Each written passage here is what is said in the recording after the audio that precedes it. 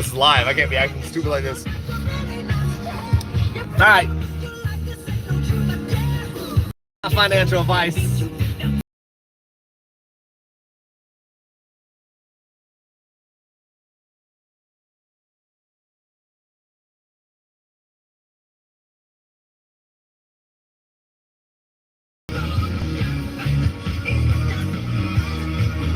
All right, man. Let me kill this. So, that's my intro. I don't have intro music, so I was listening to the radio. Like I said, this is not financial advice. I'm not a financial advisor, so don't base anything I say out these videos. I'm just doing it for pure entertainment purposes only. Wanted to jump in real quick, talk about AMC, GME, of course. You know, a lot of anticipation for the big things, and then boom, a dip. So, you know, really one of the biggest things I guess I've learned in the market, and you know, take it with a grain of salt what I'm saying. You know, there's no guarantees in what I say. But what I've learned is when there's FOMO in, you know, I guess in, not as far as buying, but that's another part, because I still believe people are buying. I think what I believe is the suppression of the sales and release of the dark pools, a suppression of the buy orders, release of the sell orders in the dark pool. That's just my opinion. I don't know. But I do believe that you have a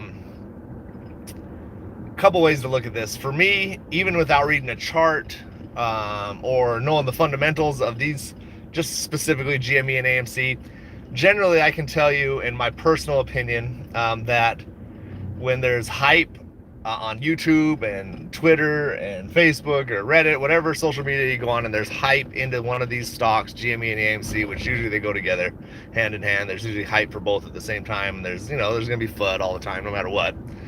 But whenever there's a little more hype and expectations of a pop or a rip, that's when you see these big dips. Why does that happen? Well, in my personal opinion, without any factual evidence, I believe the reason behind this is because we're not the only people that can get on social media. We're not the only people that can see what's about to happen. And they don't want another GME squeeze, just like what happened back in the, you know, the original half a squeeze, whatever you want to call it, when GME popped up to its big break and above the 400 mark. It cost them a lot of money to do that. So you don't want to see that happen again. And because if it does happen again, last time they were able to kind of manipulate by taking a buy button away, and people just started selling because they thought it was over. I think people have educated and learned more now that just because the buy button's gone doesn't mean you have to sell. So there's going to be, you know, basically, I guess what all I'm trying to say is I buy when there's fear, and I sell or hold when there's, you know, the hype. When there's greed, when people are talking about how big it's going to go, and another reason for that is because they don't want new investors. In my opinion, new investors get in and then they see, oh, I invested $1,000 in today and it just dumped. This is a scam. I want out, and they won't come back. That's kind of you know, a mental game I believe they play too with this, because, you know, who knows? I could be totally wrong, but I've seen AMC have like record-breaking quarters and just dump. I've seen, you know, GME right now, there's no, you know, to be honest, there's no debt. There's no reason that it shouldn't be spiking continuously out of control. So, you know, that's all it is to me. I think right now it gives me more confidence, I guess, in the plays that I'm in, because I know that at some point or another they're gonna have to let them go. And it's not going to be a fast thing. Obviously, it hasn't been a fast thing. It's gonna happen when it happens. So I don't stress it. I invest when I can. I hold, and I'm just waiting for my big payday. Besides that, you know, you play other plays in between time. I do. I know there's a lot of people that are 100% only in AMC or 100% only in GME, and that's fine. You know, I'm not judging you. You do what you want. For me, I like to have a big portfolio. I like to have blue chip stocks that are going to help me in the future. I like to have a couple plays that are almost like smaller gambles where I can get in and out with a few bucks. And then you have like these ones, the big dogs for me, that you can just, for me personally, clearly see that there's manipulation or something that ain't right, something ain't adding up, you know what I mean? So I think when people have to resort to lying and faking the price and doing stuff like that, then I think there's a big reason behind it. I don't specifically know what the reason is, but I'm assuming and hoping that it's because they don't want all that money to get in the wrong hands, and the wrong hands to them is the right hands to me. So, you know, transition of wealth, man. It is what it is. So that's what it is, man. We just wait. I buy, I hold. But right now, you know, you kind of see GameStop went down to 19 something. I bought more at that point. I had the instinct yesterday, before, when it was up almost to its highest peak it got to in the last few days. My instinct was just like, sell that shit, collect the profit, hold it into my brokerage account, and when it dips, rebuy in. But I didn't. I just held. But I bought some more today.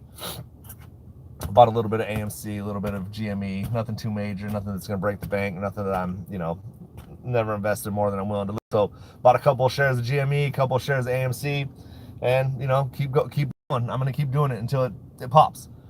But like I said, you got FOMO, and right now what's going to happen is it's kind of tanking. Who knows? It could still pop back up. It's, you know, it's pretty volatile, to be honest. But I think, what my personal opinion, I think they're going to kind of suppress it down to that $20-$21 range and just kind of level it out. AMC will probably level around $5, a little under $5. Just keep it riding those little waves they got going. And, you know, for me, it's fine because it gives me more opportunity to buy. That's it.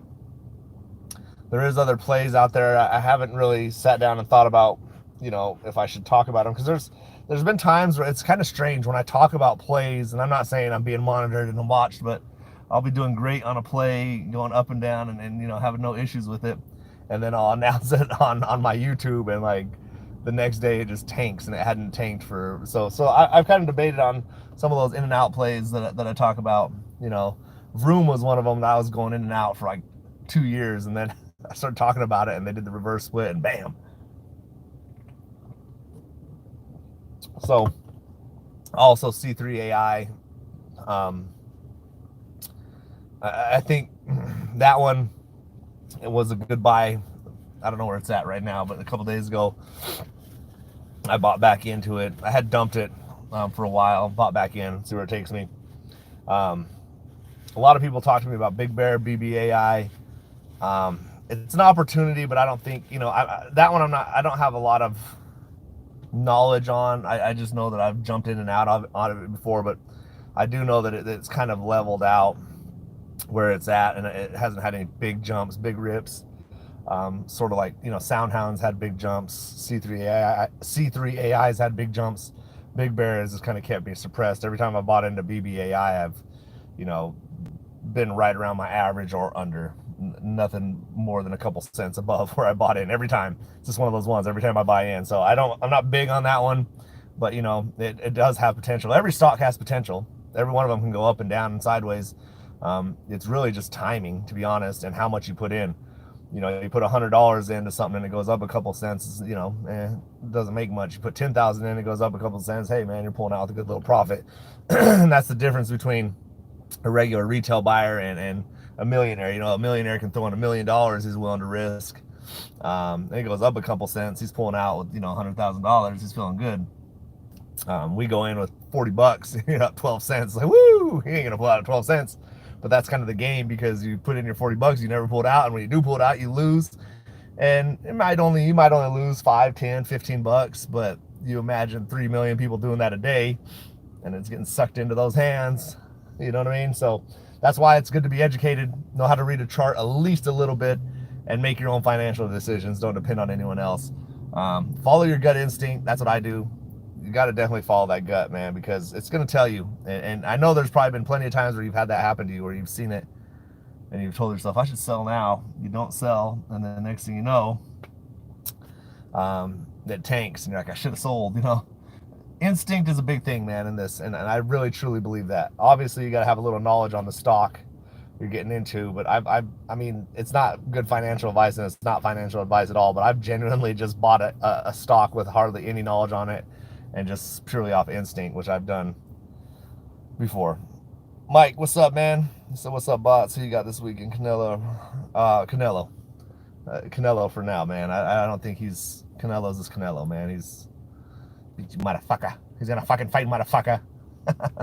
So, yeah, we're in the ring with the Canelo right now, and we're like the undercard, man. We're getting beat up, but all we gotta do is get one good shot in. You know what I mean? Get one good shot on the chin.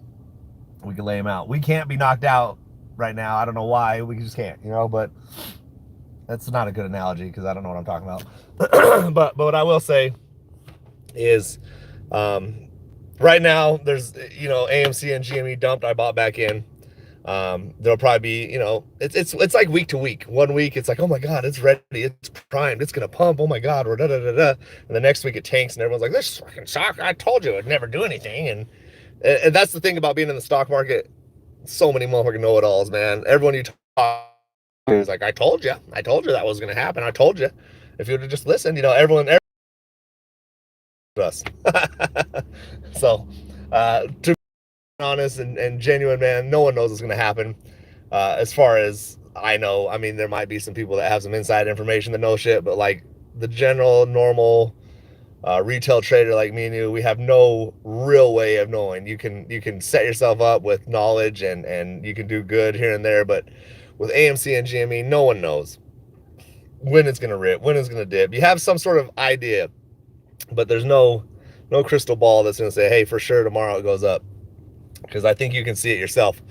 You start watching YouTube videos, you start seeing all the hype, and it's like, okay, I'm gonna buy back in. It's going up, it's climbing. You're like, a fear of missing out. You're FOMO buying in at 24, and then it gets to 24, 25, and just dips back down to 19.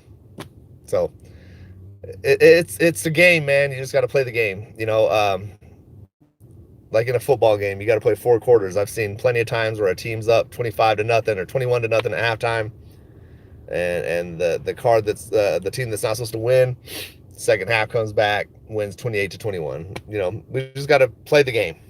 That's what it is. But anyways, other than that, man, I just want to jump in, touch bases, let you know that basically what I do, and it's not financial advice, but when there's a lot of FOMO, there's a lot of hype, 99% of the time, I don't know if that's a real number, but for me, it feels like 99% of the time when there's hype like that, I know it's about to go down. And when there's people talking shit and it's dipping down to 17, if GameStop gets down to 17, 18, it's going to spring back up when people start talking shit. That's just my personal opinion, not financial advice. AMC is just locked in a channel. It's just ping ponging. They're just really, to that one, it almost feels more like they're just maintaining it as long as they can. It's just like keeping you know, they got like a glass case and a wild bullet just shooting around. That glass case is bulletproof, but one of these days that bullet's gonna pop out. Who knows? I don't know the right analogies. I feel like you know what I'm trying to say here, right? Anyways, man, have a good day. Be blessed. I'm gonna jump up out of here. I gotta open the shop. I gotta get a couple things done. Wanted to jump back in. You know, the other day I wanted to make a video and I've just been so busy with other things going on. It's kind of hard to jump in here, man. So and I don't have no breaking news. Oh my God, this is gonna happen. You know, I'm just really consistent with, I'm buying, I'm holding, and I'm just waiting for my time. So hopefully you guys have a good day. Be blessed, and let's all get rich soon. Peace.